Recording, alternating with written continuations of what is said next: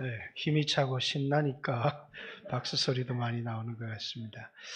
자, 우리 옆 사람과 나의 나 된 것은 하나님의 은혜로 된 것입니다. 이렇게 인사 한번 하겠습니다.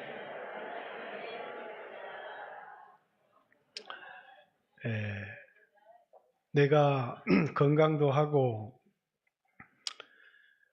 좋은 직장도 있고 또 누가 봐도 복을 받은 사람처럼 세상에 가진 것이 너무 많은 사람이 이제 세상 다른 사람들에게 나의 나 된 것은 하나님의 은혜로 된 것입니다. 이렇게 고백할 수도 있지만 나의 나 된 것은 하나님의 은혜로 된 것입니다. 라고 고백한 바울의 이 고백은 내가 세상에 가진 것도 많고 세상에서 성공했기 때문에 이게 하나님의 은혜로 된 것입니다. 라고 고백한 것이 전혀 아니다라는 것입니다. 바울의 이 고백은 내가 가진 것 때문에 고백한 게 아니고 오늘 우리처럼 평안하게 살기 때문에 고백한 것이 아니고 누구보다 죽도록 많은 고생을 했어요. 그런데 그 고생을 은혜다 이렇게 얘기를 한 겁니다. 자신의 모든 소유와 인생을 복음을 위해서 하나님 나라를 위해서 드려졌어요. 바울은 그것을 은혜다 이렇게 얘기를 했습니다. 고린도전서 15장 이제 10절 이하에 나의 나 된 것 하나님의 은혜로 된 것인데 내가 다른 사도들보다 더 많이 수고했다. 그러나 그것은 내가 아니요 나와 함께 하신 하나님의 은혜로다 이렇게 얘기를 합니다. 바울이 이 고백을 할 때는 세상에서 부자가 됐기 때문에 성공했기 때문에 이름을 날렸기 때문에 한 고백이 전혀 아니에요. 오늘 우리처럼 부자가 됐기 때문에 한 고백도 아니고 건강하기 때문에 한 고백도 아니고 자녀가 입시에 성공했기 때문에 한 고백도 아닙니다. 주를 위해서 많은 것을 희생하고 그래서 이제 나는 이 세상에 더 이상 주님을 위해서 드릴 것이 아무것도 남지 않은 빈털터리 같을 때 그래서 다른 사람들이 나를 보고 뭐라고요? 만약에 부활이 없다 그러면 제일 불쌍한 사람으로 보이는 그 바울이 한 고백이 나의 나 된 것은 하나님의 은혜로 된 것입니다. 그가 말하는 은혜는 하나님이 이 세상에 주신 많은 부요가 아니었습니다. 그가 말하는 은혜라고 하는 것은 예수님이 누구신지를 알게 되었고 그 예수님을 위하여 사는 삶이 복음을 위하여 드려지는 희생이 얼마나 귀하고 값진 것인지를 깨달았기 때문에 자신의 전 생애를 복음을 위하여 드린 사람이 주님 나에게 십자가의 은혜를 알게 하시고 복음을 위해서 내 전 생애를 바칠 수 있었던 것이 하나님의 은혜였습니다. 라는 그런 고백이지 오늘 우리가 이 세상에서 많은 것을 가졌기 때문에 나의 나 된 것은 하나님의 은혜로 된 것입니다. 라고 고백한 고백이 전혀 아니었습니다. 예수님이 부요하신 자로서 고린도 후서 8장 9절에 보면 가난하게 되신 이유가 우리 가난한 자로 부요케 하려 하심이라 라고 하는 내용을 이제 고린도에다가 편지를 쓰면서 바울이 쓴 겁니다. 어디에서? 마케도니아 이 빌립보 교회에서 이제 이 아가야에 있는 교회들에게 편지를 쓰면서 예수님은 부요하신 자지만 그가 부요하신 자로 가난하게 되신 이유가 뭐냐면 우리 가난한 자들로 부요케 하려 함이라라고 하는 아가야에 있는 교회에 편지를 쓰면서 예수님이 부요하게 돼서 우리가 부자가 됐다 이런 의미로 쓴 말이 전혀 아니고 예수님이 부요하셨지만 우리를 위해서 가난하게 되신 것처럼 오늘 너희가 부요하지만 예수님 때문에 가난해질 수 있겠니? 라고 해서 쓴 편지입니다. 예수님을 본받을 수 있겠느냐? 우리가 지금 좀 가진 것이 있다면 그걸 예수님처럼 스스로 가난해질 수 있겠느냐. 그러면서 마케도니아 교회를 자랑합니다. 마케도니아 교회가 힘에 넘치도록, 힘에 지나도록 헌신을 했다. 그 헌신의 목적은 뭐냐면 예루살렘에 흉년이 들었어요.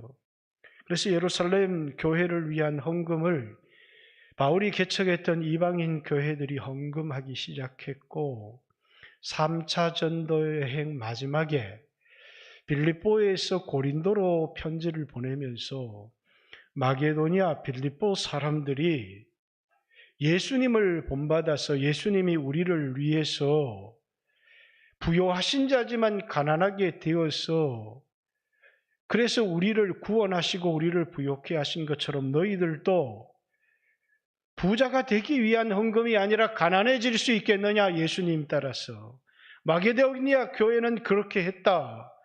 고린도 교회도 아가야에 있는 교회도 이렇게 할 수 있겠느냐 라면서 인용한 구절이 예수님이 부요한 자로서 가난하게 되셨다. 스스로 낮아지셨다. 왜? 우리를 부요케 하기 위해서다. 예수님이 가난하게 됐어서 우리가 부요케 됐다는 의미도 가지고 있지만 이 원래의 의미는 뭐냐면 우리로 하여금 스스로 가난해지라고. 그게 예수님을 닮는 삶이라고 쓴 편지가 그가 부요하신 자로서 가난하게 되심은 우리 가난한 자들로 부요케 하려 하십니다. 라고 하는 말에 참된 의미다라는 것입니다. 자, 우리가 빌립보 교회와 바울의 사이는 잘 알고 있습니다. 아마 빌립보 교인만큼 바울의 삶을 잘 이해하는 사람은 없었을지도 모르겠습니다. 바울은 부요한 사람이었습니다. 로마의 시민권을 가지고 있었어요. 그는 아버지가 길리기아 다소 장사꾼이었기 때문에 부자 집안에서 태어났습니다. 그는 학문적으로 아주 유명한 그런 제자였습니다. 또 바리새인이었고 종교적인 율법으로는 흠이 없는 사람이었습니다. 그는 이 세상에서 모든 것을 돈도 가졌고 학식도 가졌고 명예도 가졌고 시민권도 가진 사람이었습니다. 그런데 그는 예수 때문에 이 모든 것을 버렸습니다. 그는 예수님을 위해서 그리스도의 고난에 동참하기 위해서 이전에 내게 유익했던 것, 사람들이 자랑했던 모든 것들을 배설물로 여기고 버렸고 오히려 그의 부활의 영광에 참여하기 위해서 이 땅에 사는 동안에 그의 고난을 본받아 이렇게 얘기를 합니다. 그는 스스로 예수님 때문에 이 땅에 부자가 되고 예수님 때문에 이 땅에서 내가 유명해지는 것이 아니라 예수님처럼 그가 부요하신 자로서 우리를 위하여 가난하게 되신 것처럼 가난하게 되기를 원했고 예수님처럼 영광을 누릴 수 있지만 영광을 버리고 고난의 자리를 택했던 것처럼 그도 이 세상에 가질 수 있는 모든 영광을 버리고 그리스도의 고난에 동참하기를 원했습니다. 그리고 이것은 복음을 깨달은 모든 사람들이 가야 될 제자의 길이라고 바울은 생각했던 것 같습니다. 그러나 그가 복음을 전하는 곳곳마다 예수님 때문에 구원을 받고 예수님 때문에 부자가 되어지는 것은 좋지만 복음에 참여하는 것, 그리스도의 고난에 참여하는 일들에 대하여서 많은 성도들이 꺼렸습니다. 그런데 특별하게 이 빌립보 교회만큼은 그가 복음을 받고 복음을 믿는 것에 그치는 것이 아니라 바울의 고난에 바울이 복음을 전하는 일에 그들이 바울과 함께 동행하지를 못했지만 그들이 헌금을 보냄을 통하여서 바울의 고난에 동참하기를 원했습니다. 그래서 복음의 시초 마게도니아를 떠날 때 그것은 아마 빌립보 교회를 개척하고 빌립보에서 데살로니가, 데살로니가에서 베레아, 베레아에서 아덴, 아덴에서 고린도로 가는 이 바울의 전도의 일정 가운데 바울에게 후원금을 보냈던 그 교회가 너희 외에는 없었다. 이렇게 할 만큼 이 빌립보 교회는 바울의 전도의 후원자였고 선교원금을 보냈던 교회였습니다. 그것이 AD 51년에서 53년 바울이 2차 전도 여행 때 일어난 일이었어요. 그리고 오랫동안 바울에게 선교원금을 보내지 않았습니다. 왜 보내지 않았을까? 이유는 알 수 없지만 아마 그들의 삶의 우선순위가 바뀌었기 때문일 겁니다. 그들은 바울과 함께 복음의 고난에 동참하는 일보다는 이제 자동차도 바꾸어야 했고, 또 이제 그들은 집도 좀 넓은 평수로 옮겨야 됐기 때문에 그들은 이제 선교적인 일에 동참하기보다는 자신들의 필요에 집중하기 시작을 했습니다. 그러던 어느 날 바울에 대한 소식 하나가 전해져 왔어요.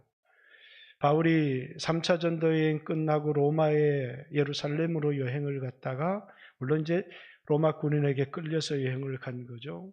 그래서 이제 로마에서 갇혔는데 그 갇힌 그 형태가 오늘날 깜빵에 갇히면 이제 수의도 옷도 주고 또 이제 밥도 주고 하는 게 아니라 가택연금이었습니다. 가택연금. 바울은 자비량 선교사여서 이제 고린도에 있을 때도 아마 빌립보 교회 성도들이 후원금을 보냈다면 일을 하지 않아도 될지 몰랐는데 그는 텐트를 만드는 텐트 메이커 일을 했습니다.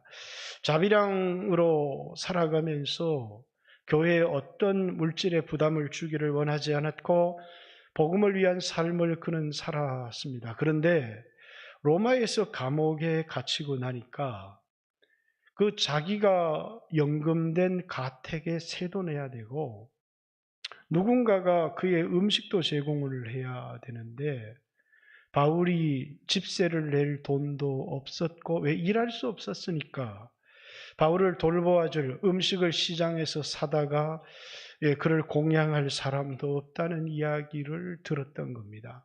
근데 빌립보 교인들이 그때 뭡니까?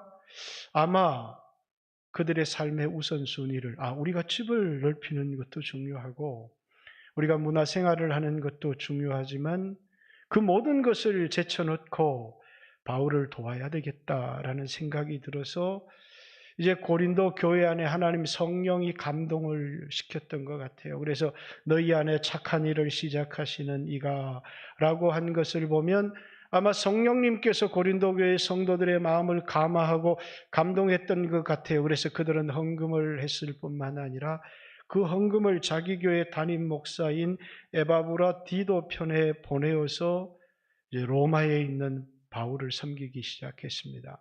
물론 그 중간에 에바브라 디도는 향토병에 걸려서 죽을 위기를 겪기도 했지만 하나님이 은혜를 주셔서 그를 낫게 하였을 뿐만 아니라 이제 바울을 잘 로마 감옥에 갇혀 있는 이 바울을 잘 공양할 수 있었어요. 바울은 이 감옥에서 이 빌립보 교회 성도들을 위한 감사의 편지를 보낸 것이 이 빌립보서입니다.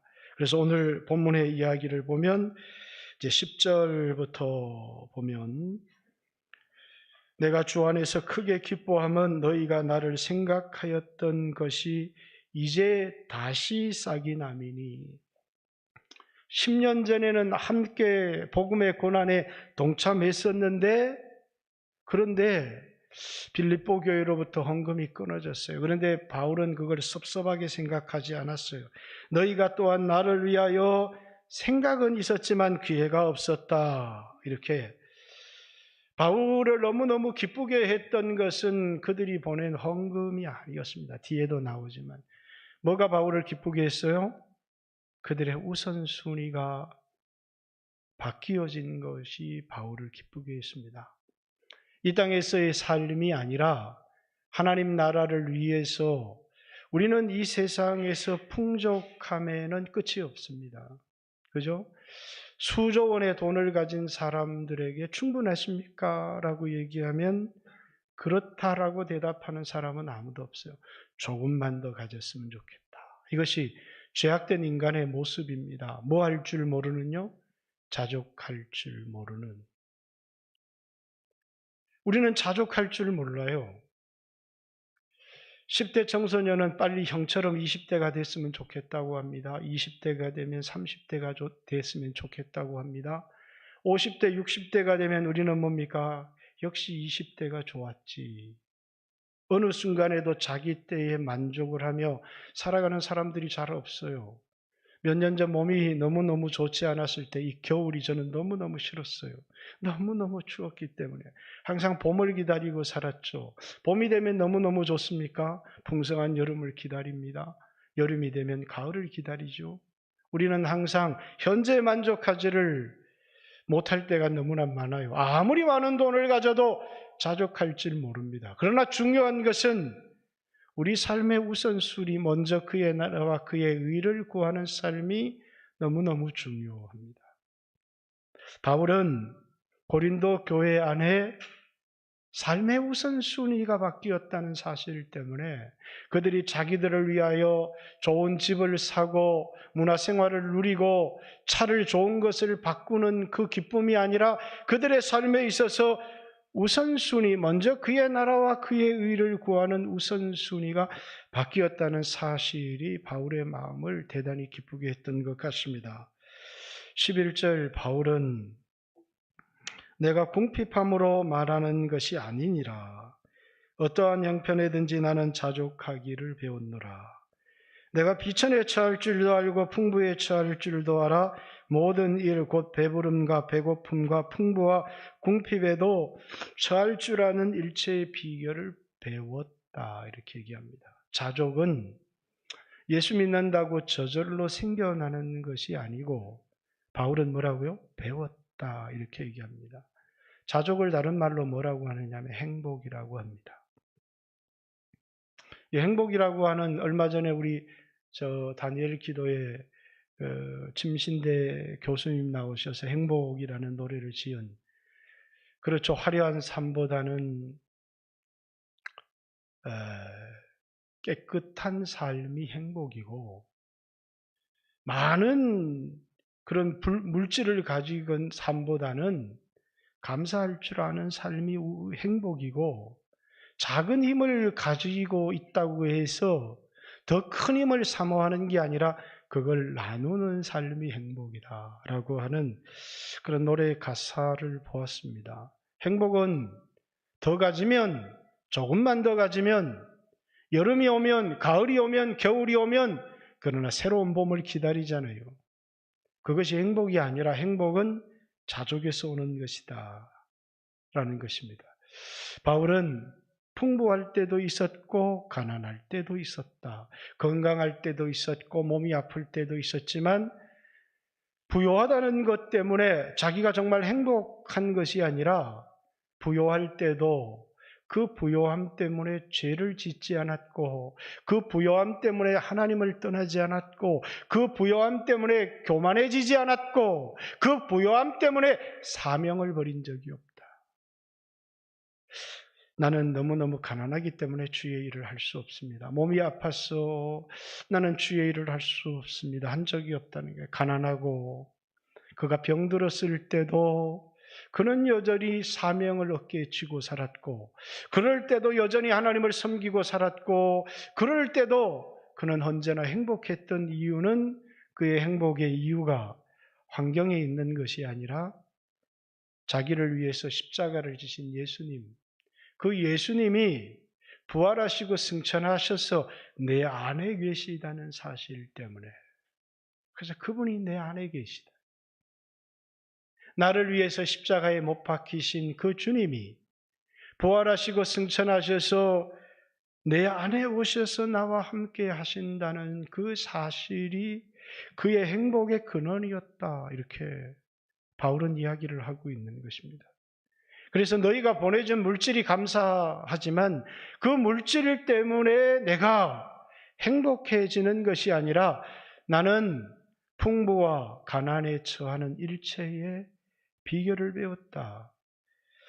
저는 예수 믿는 사람들, 이 모든 우리 그리스도인들이 배워야 될 중요한 삶의 원리라고 생각합니다. 바울이 이 이야기를 빌립보 교회에 하는 이유가 뭘까요? 그냥 너희들이 성경을 보내주지 않아서 내가 섭섭하지 않았어라는 이야기만을 단순히 전달하려고 하는 것이 아니라 빌립보 교회 성도들에게 자족을 배우라. 자족을 배우지 못한 사람은 결코 그리스도의 일에 참여할 수가 없어요. 왜? 더 가져야 되고, 더 높이 올라가야 되고, 더 많이 배워야 되고, 이 세상에 그런 삶을 살다가 이 세상을 끝을 낼 수 있기 때문이라는 겁니다.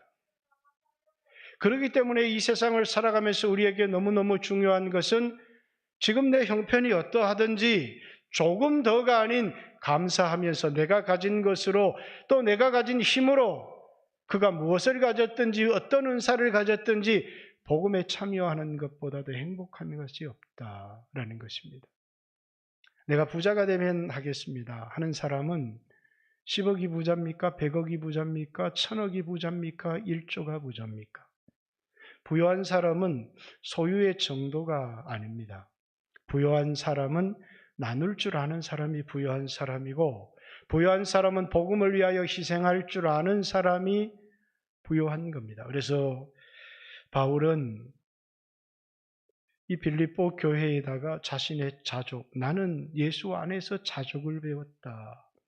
그리고 이제 고린도 교회도 그러하기를, 또 이 빌립보 교회 역시 그러하기를 바라는 마음으로 자신의 신앙을 간증하고 있는 겁니다. 내게 능력 주시는 자 안에서 내가 모든 것을 할 수 있다. 마치 나는 부자도 될 수 있고 나는 가난하게 될 수도 있고 나는 높이도 올라갈 수 있고 그런 의미가 전혀 아닙니다. 나는 어떤 형편에 있든지 그 형편에서 하나님을 섬기는 것을 배웠다는 겁니다. 자족하기를 배웠다는 겁니다. 감사를 배웠다는 겁니다. 우리 영광교회 성도들도 소유를 늘리는 것도 중요하고 높은 자리에 올라가는 것도 중요하지만 하나님이 주신 것에 대하여 감사하고 또 여러분들이 하나님의 일에 함께 참여하는, 복음에 참여하는 성도들이 되었으면 좋겠다. 이제 14절에 이 빌립보서 1장 4절부터 복음을 위한 일에 참여한 것 때문에 내가 너희를 위하여 기도할 때마다 기쁨을 이길 수 없고 너희를 위하여 기도할 때마다 내 마음에 감사가 넘치는 이유, 복음을 알았을 뿐만 아니라 너희가 복음을 위한 일에 참여했기 때문이다. 이렇게 얘기를 하고 있습니다. 그렇듯이 14절에 그러나 너희가 내 괴로움에 함께 참여하였으니 잘했다. 이렇게 얘기합니다. 바울을 괴롭게 한 것을 따져보면 굉장히 많이 있습니다. 동족의 위험도 있었고 배고픔과 가난함도 있었고 핍박도 있었고, 그런데 아마 이 괴로움은 지금 감옥에 갇혀있는 바울의 신세일 겁니다. 그런데 그 바울이 감옥에 갇혀있는데 어떤 사람들은 뭡니까? 시기하는 마음으로 복음을 전하는 사람이 있었어요. 어떤 사람은 착한 뜻으로 복음을 전하는 사람이 있었어요. 바울은 이렇게 하든 저렇게 하든 것은 전파되는 것은 그리스도니 내가 이로 말미암아 기뻐한다. 이렇게 얘기합니다. 근데 빌립보 교회 성도들은요, 이제 바울의 이 복음 전하는 일에 같은 아픔으로 함께 그 짐을 지기를 원했던 것 같습니다. 바울과 함께 감옥에 갇힐 수는 없었지만 감옥에 갇혀서 가택연금 상태에서 수없는 사람들을 초청해서 그들에게 복음을 전하기 시작한 그 바울의 건강도 도와주기를 원하고 집세도 내주기를 원하고 수없는 사람들을 만나서 그래서 바울은 나가서 복음을 전하지 못했지만 로마 감옥에서 수없는 사람을 불러서 그들에게 복음을 전하기 시작했고 그 복음이 로마의 친위대에게 전해지기 시작했고 로마의 고위층들에게 복음이 전파되고 증거되기 시작했습니다. 이 일에 너희가 함께 참여했다. 이렇게 얘기를 합니다. 이거 뭐에 참여하는 것과 같은 거예요? 십자가의 고난에 참여하는 것과 같은 것입니다. 그리스도께서 우리를 위하여 십자가를 지신 것처럼 그 십자가 때문에 내가 구원을 얻었어요. 그 십자가 때문에 내가 하나님 자녀가 되었죠. 그리고 그 혜택만을 누리기를 원하는 사람이 아니라 그리스도의 그 고난에 함께 동참하기를 원하는 사람들을 제자, 이렇게 얘기를 하는 겁니다. 예수님 때문에 내가 부자 되기를 원합니다. 그리고 나서 이제 많은 사람들이 더 부자가 되려면 많이 헌금을 하십시오. 저는 이것이 복음의 비극이라고 생각합니다. 인간의 탐욕을 이용해서 더 많은 헌금을 내게 하는 것. 그것이 성경이 우리에게 제시한 헌신의 방법이 전혀 아니기 때문입니다. 여러분이 더 많은 헌금을 내기 때문에 30배, 60배, 100배 이 땅에서 부자가 된다는 약속은 저는 사기일 수 있다고 생각합니다. 복음을 위해서 헌신한 대부분의 사람들이 더 많은 부자가 되지 않았기 때문입니다. 베드로도, 바울도, 요한도, 야고보도, 도마도, 그 어떤 제자도 복음을 위하여 드린 헌금 때문에 30배, 60배, 100배 이 땅에 결실을 거둔 사람은 없었습니다. 그래서 저는 그것은 기독교의 복음이라고 생각하지 않습니다. 하나님은 이 땅에서 우리의 필요를 채워줄 수 있고 우리가 사명을 가지고 일할 때 그것에 대하여 하나님은 언제든지 공급해 줄 수 있고 우리를 부욕해 할 수 있는 분이기도 하고 우리를 높아지게 할 수 있는 분이라는 그분의 능력에 대하여 한치의 저는 의심도 없습니다. 그럼에도 불구하고 우리는 물질을 기뻐하지만 아버지께서 그 아들이 인간을 위해서 십자가를 지시는 것을 볼 때 이는 내 사랑하는 아들이요 나의 기뻐하는 자라 한 것처럼 여러분과 제가 많은 돈을 가지고 있을 때 하나님이 그 돈을 기뻐하시는 것이 아니라 십자가의 고난에 복음을 위한 일에 참여할 때 내가 너를 기뻐하노라. 그것이 뭐라고요? 우리가 주님을 사랑한다라고 하는 우리의 사랑의 고백이기 때문에 그렇습니다. 너는 왜 이런 길을 가니? 너는 왜 이렇게 험하고 고난스러운 길을 자처해서 가니? 라고 물을 때 난 잊을 수가 없어요. 하나님의 아들이 나를 위해서 십자가를 지셨다는 이 은혜를 잊을 수가 없어요. 나는 조금이라도 그의 은혜에 동참하기 위해서 여러분 선교를 가게 되면 선교사가 부자가 되어서 돌아오나요? 만약에 여러분이 헌금한 돈으로 선교사가 부자가 되어서 자신의 인생 전부를 바친 선교사가 몇 수십억의 부자가 되어 돌아온다면 여러분 그 누구도 선교에 헌신하지 않을 거예요. 그들은 가난하고 그들은 배고프고 그들은 초라하고 그렇지만 하나님은 그들을 향해서 내가 너를 기뻐하노라 이렇게 얘기를 합니다. 대부분의 은퇴 선교사님들이 노후를 걱정합니다. 왜냐하면 그들은 노후를 위하여 어떤 것도 준비하지 못했기 때문입니다. 그러나 그들은 하나님의 나라의 영원한 삶을 준비했던 사람이라는 사실을 우린 잘 알고 있습니다. 여러분과 저는 어떻습니까? 얼마를 가졌느냐를 묻기 전에 여러분 그리스도의 고난에 어떻게 함께 참여하셨습니까? 복음을 위한 일에 어떻게 참여하셨습니까? 14절 너희가 내 괴로움에 함께 참여하였으니 잘했다. 빌립보 사람들아 너희도 알거니와 복음의 시초에 내가 마게도니아를 떠날 때 주고받는 내 일에 참여한 교회가 너희 외에 아무도 없었느니라. 데살로니가에 있을 때에도 너희가 한 번뿐 아니라 두 번이나 나의 쓸 것을 보내었도다. 내가 선물을 구함이 아니요 오직 너희에게 유익하도록 풍성한 열매를 구한다. 너희가 보내주는 돈을 구하는 것이 아니고 너희들이 복음에 참여한 것, 내 괴로움에 참여한 것, 그것이 뭐라고요? 우리가 이 세상에 맺을 수 있는 풍성한 열매라는 것입니다. 그리스도를 닮은 성품, 하나님을 닮은 성품, 여러분, 그것이 우리의 영원한 소유입니다. 썩지 아니할 양식이고, 여러분과 제가 이 세상의 신의 성품에 참여할 수 있는 영원한 것을 가지는 것이라는 거예요. 그래서 세상 사람들의 부여를 우리는 부러워하지 않습니다. 세상 사람들의 성공도 부러워하지 않습니다. 그것을 헛된 영광인 줄 알기 때문입니다. 빌립보 교회 안의 헛된 영광 때문에 두 권사님이 싸움이 붙었어요. 유니게와 순두계가. 그래서 바울은 편지를 씁니다. 헛된 영광을 구하여 서로 투기하지 말지니 너희 안에 이 마음을 품으라. 곧 그리스도 예수의 마음이니 그는 근본 하나님의 본체시나 하나님과 동등됨으로 취할 것을 여기지 아니하시고 자기를 비워 종의 형체. 그게 뭡니까? 예수님 마음이에요. 우리에게 진짜 영광은 이 땅에서 내가 너보다 더 잘났어, 더 높았어, 그래서 더 높은 자리를 차지하는 것이 아니라 그리스도 때문에 더 낮아지고 겸손해지고 섬기고 희생하는 것이라는 거예요. 교회 안에 장로님도 세우고 권사님도 세웁니다. 자기의 지위를 자랑하고 권세를 부리라고 세워진 것은 아닙니다. 그리스도를 위하여 희생하고 봉사하라고. 여러분, 오늘 여러분은 어떻게 그리스도의 고난에 참여하고 있습니까?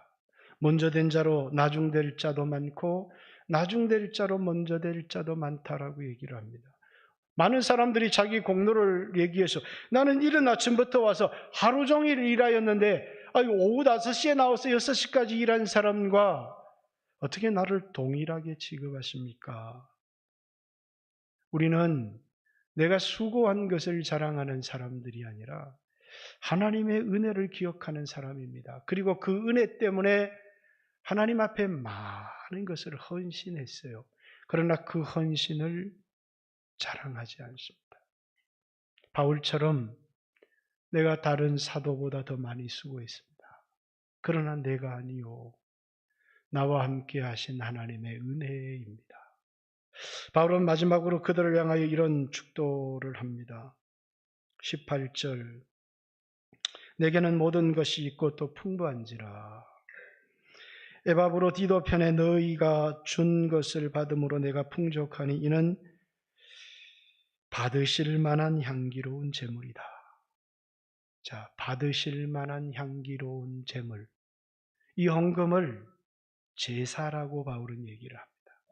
이 헌금은 하나님께 드린 제사였습니다. 예수님이 자신의 몸을 불태워서 속죄의 제물이 되고 자신의 몸을 불태워서 하나님과 인간 사이의 화목의 제물이 된 것처럼 너희가 복음을 위하여 드린 이 헌금은 하나님이 받으실 만한, 하나님을 기쁘시게 하는 향기로운 제물입니다. 이렇게.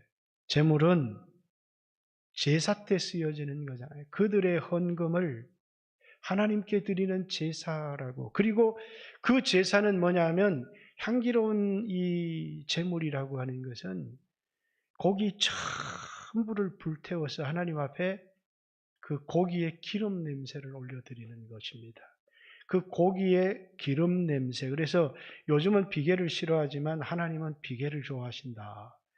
구약에는 하나님께 기름은 아무도 취하지를 못했어요. 그 기름은 하나님께 불태워 드렸기 때문입니다. 그 기름 냄새가 가득한 것을 향기로운 제물이다. 이렇게 했습니다. 요즘은 기름은 흔하지만 그때는 기름은 가장 귀하고 좋고 중요한 것이었습니다.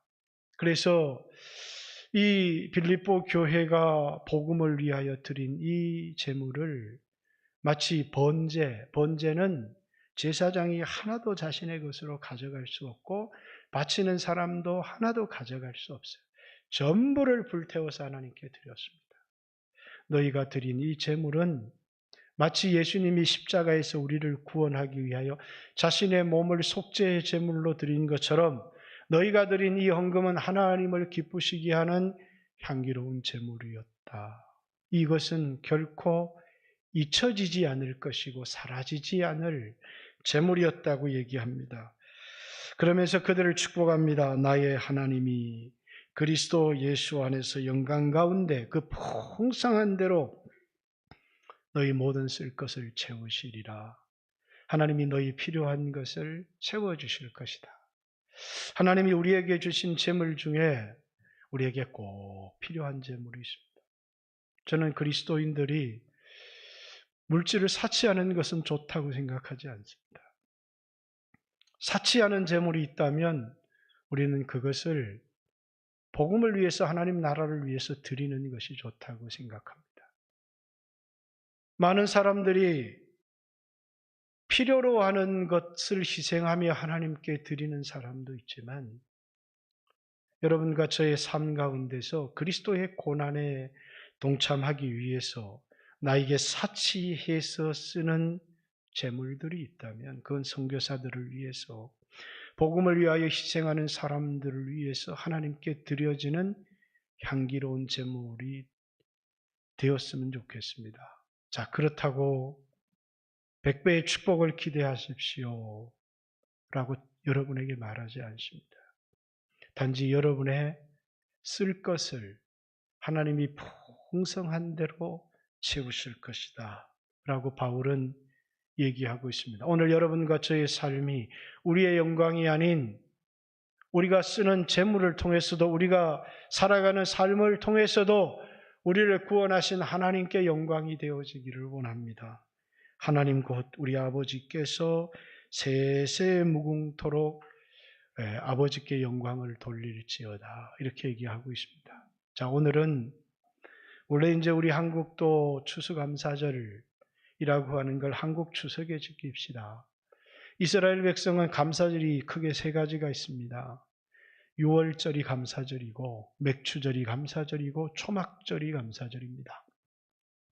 그런데 이제 이 추수감사절은 어떻게 생겨나게 되었느냐? 1620년 영국의 국교도를 피해서 미국으로 메이플라워를 타고 간 사람들이 있었습니다. 신앙의 자유를 찾아서 하나님을 섬기기 위해서. 그래서 그곳에서 1년의 농사를 지었는데 그 추위와 혹독한 풍토병에 많은 사람이 죽었습니다. 그곳에 갔던 3분의 1의 사람이 죽었습니다. 그리고 그들이 이제 지금은 11월 셋째 주지만 11월 넷째 주 3일에 걸쳐서 도와줬던 인디안을 불러서 하나님 앞에 감사의 제사를 드리기 시작했습니다. 오늘처럼 풍성해서 드린 것이 아닙니다. 따뜻한 집이 있어 드렸던 것도 아닙니다. 그들은 그 사랑하는 가족을 잃고 추위와 배고픔 속에서 하나님 앞에 감사의 제사를 드렸던 그것이 오늘 한국교회 추수감사절의 유래가 되었습니다. 지금은 첫째 주도 지키고 저희 교회처럼 셋째 주도 지키고 넷째 주도 지키고 그래서 처음 추수감사절이 들어올 때는 넷째 주를 지키다가 1912년에 둘째 주를 지키다가 24년에 셋째 주를 지키기 시작했어요. 이 셋째 주의 유래는 선교사들을 한국에 파송한 것을 기념하는 주간으로 셋째 주를 지키기 시작한 겁니다. 그렇듯이 오늘 한국교회는 11월 첫째 주를 지키는 교회가 대단히 많습니다. 우리 교회는 11월 셋째 주의 추수감사절로 지킵니다. 오늘 여러분의 삶 가운데 이번 한 주간 하나님의 은혜를 기억하는 삶이 되었으면 좋겠고 우리의 진정한 소유는 가진 것이 아니라 복음을 위하여 쓰여진 것, 그리스도의 고난에 동참한 것이라는 사실을 잊지 않고 바울이 기뻐했던 이유, 우선순위가 바뀐 빌립보 교회를 보고 기뻐했던 것처럼 오늘 여러분과 저도 우리의 삶에 먼저 그의 나라와 그의 의를 구하는 우선순위의 변화가 있기를 주님의 이름으로 축복합니다. 같이 한번 주여 하시고 하나님 앞에 기도하는 시간을 갖겠습니다. 내 삶을 돌아보고 하나님의 은혜를 기억하며 감사하고 입술의 감사로 끝나지 아니하고 선교사들의 고난에 함께 동참하며 복음을 위한 희생에 함께 동참할 수 있도록 같이 기도했으면 좋겠습니다. 주여 하시고 같이 하나님 앞에 기도합니다. 기도드립니다. 주여